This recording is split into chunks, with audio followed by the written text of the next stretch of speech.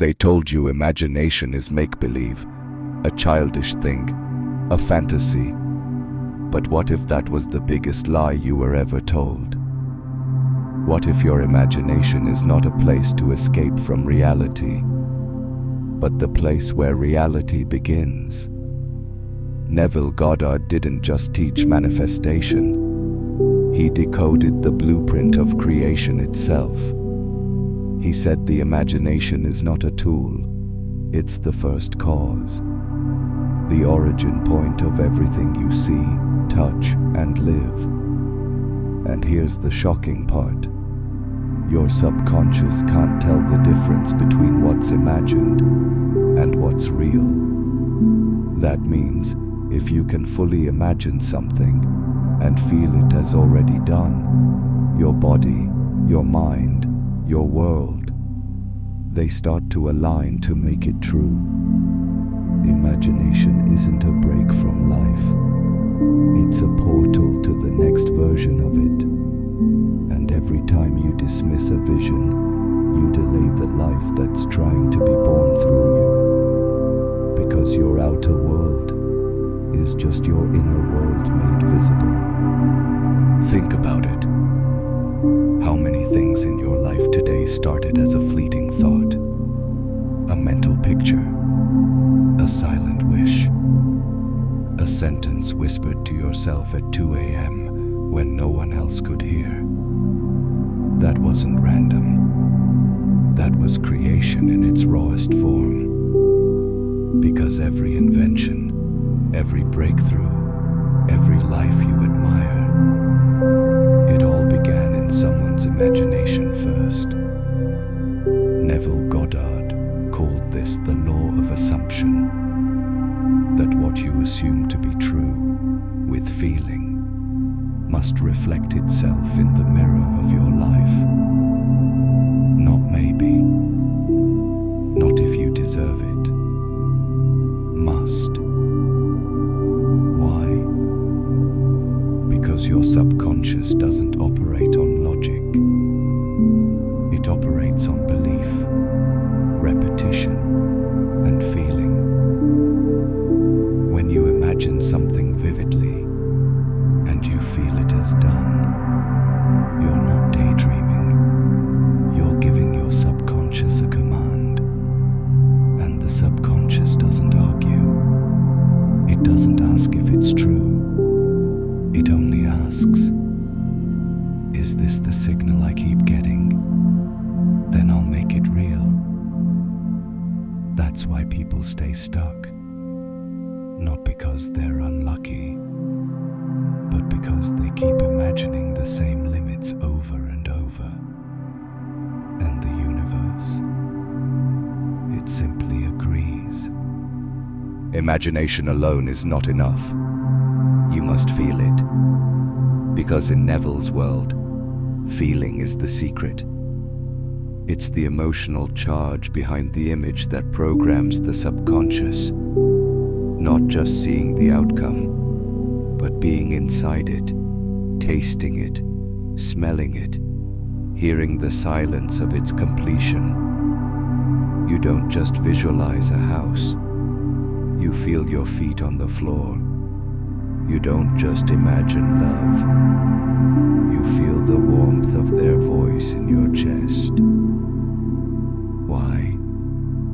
Because your subconscious doesn't speak English. It speaks emotion. And when you combine a clear mental picture with a high-frequency emotional state, you send out a signal stronger than any prayer.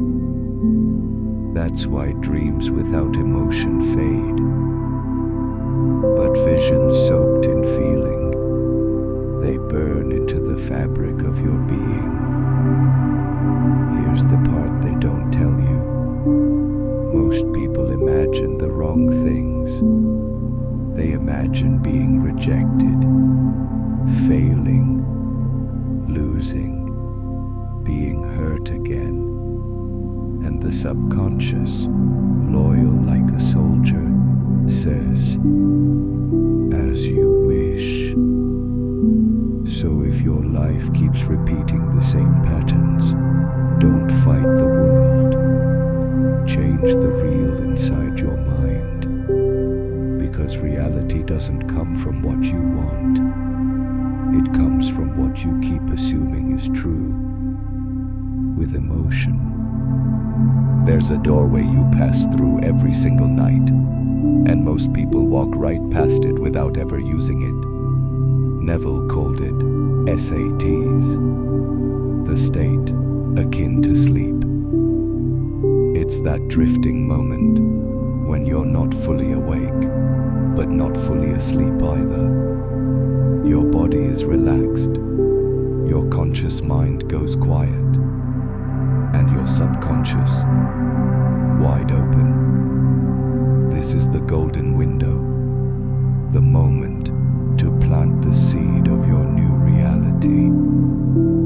Not by wishing, not by begging, but by experiencing it as if it's already true. Because in this state, your mind can't tell the difference between memory and imagination.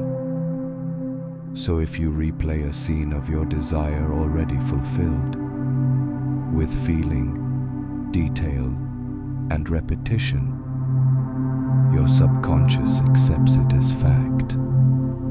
You become the actor and the director of a film your mind believes is real. And if you do this night after night, the world begins to shift in ways you can't rationally explain. People change, opportunities appear, blocks dissolve, because the script changed and reality simply followed. You don't need permission, you need practice, because you're not here to react to life. You're here to write it, scene by scene, feeling by feeling. Most people think the past is fixed, that what happened, happened. Case closed. Move on. But Neville didn't believe that. He taught something few dare to explore. You can revise the past, not the physical event, but your perception of it. And once the mind accepts the new version, your present shifts to match the new timeline. It's called revision, and it's one of the most powerful techniques in the world of conscious creation. Here's how it works. You recall a painful memory, a rejection, a loss, a failure. But instead of reliving the pain, you rewrite the scene. In your imagination, you change the outcome. You hear the words you wanted to hear. You feel the result you wish had happened. You experience it as if it always went right. And then you let it go. You're not lying to yourself. You're healing the imprint. Because the mind doesn't store the event. It stores your interpretation of it. And when you revise the story, your subconscious rewires its emotional response. Your energy field shifts, and reality, again, follows suit. This is not fantasy. This is quantum editing, a rewrite of the script that your current life is performing. Because the past isn't behind you, it's alive inside you. And with imagination, you get to decide what stays and what transforms. What if you stopped chasing your dreams and started living from them? That's the essence of one of Neville's most misunderstood teachings. Live in the end. It doesn't mean fake it. It doesn't mean pretend. It means this. Assume the feeling of your desire already fulfilled, and let that feeling guide how you walk, talk, breathe, and choose. because the version of you that already has the thing, that version feels different, thinks different, moves different. And when you embody that now, you align with that timeline in ways that logic can't explain. This is not about hustle, it's about identity. And the world is not responding to what you want, it's responding to who you are being. So instead of saying, I hope I get there someday, you become the person who's already there. You wake up and feel the gratitude. You carry yourself like someone who knows. You speak like someone who has nothing to prove. That frequency, that energetic signature, tells your subconscious, this is who I am now. And your reality, it listens. You don't wait for the world to validate your dream. You validate it with your vibration, and the world adjusts. Because when you live in the end begins to live in you. Here's where most people stumble. They do the techniques. They visualize. They affirm. They feel for a moment. But then the old voice creeps back in. The one that says, you're not good enough. This is taking too long. What if it never works? That voice, it's not reality. It's just momentum. The residue of years spent assuming the worst. And unless you challenge it, it runs the show. Neville never said the process would be instant. He said it would be inevitable. If you stay loyal to the vision. Loyalty is everything.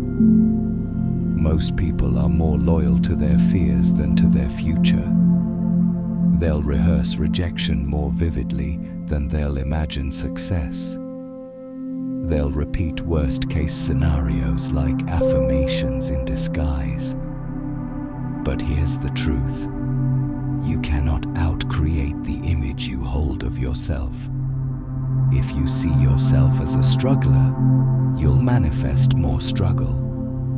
If you feel like you're always behind, life will keep proving you right. So change the image, not by force, but by repetition, by feeding your mind the new story until it becomes louder than the old one. Because your imagination doesn't work when you dabble. It works when you commit. The most powerful shift you'll ever make is when you stop looking outside yourself and realize it was never out there to begin with. Not the approval, not the success, not the love, not even the breakthrough. Everything you've been chasing has always been a mirror, reflecting the beliefs you carry about who you are. That's why Neville insisted, your imagination is God. Not a man in the sky, not a being separate from you, but the creative force expressing through your mind, your emotions, your assumptions. The world is not happening to you, it's happening through you. And once you stop begging the external to change and start reprogramming the internal, the external has no choice but to follow. This isn't delusion, it's design. The most magnetic people aren't always the smartest, the richest, or the loudest. They're the ones who believe the most deeply in what they already carry. They don't wait to see it, they become it, and then the world adjusts. So the question is no longer, how do I make this happen? It's, what do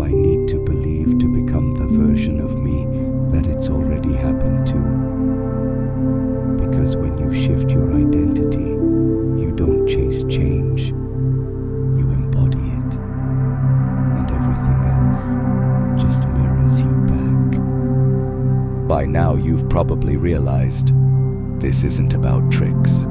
This isn't about thinking positive or acting as if. This is about ownership. Owning the fact that your inner world is the only world that truly matters. Because it's the blueprint, the source code from which everything else is rendered. Most people hand over their power to circumstances, to opinions, to past stories. But once you understand that imagination is not escape, it's architecture, you start building differently. You stop needing signs. You become the sign. You stop waiting for things to happen. You become the energy that causes them to unfold. And here's the kicker. You've always had this power. It didn't come from a guru, a course, a mantra. It came from you, because it is you. You are the source, the signal, the script writer, and the actor. And every time you forget that, life becomes random. But when you remember, life becomes responsive. Not because you forced it, but because you finally aligned with what's already yours. So now the question isn't, can you create your reality? It's, will you? Will you take back the authorship of your life? Will you stop rehearsing limitations and start scripting the version of you that was buried under years of doubt? Because here's the truth. Imagination is not entertainment. It's initiation. Every time you imagine something new and feel it as real, you are activating a future that already exists in potential form. Your job isn't to chase it. Your job is to tune to it. Just like a radio doesn't create the music, it aligns with the frequency. You don't have to create the outcome from scratch. You just have to become the version of you that matches it. And that version is already alive inside you, waiting.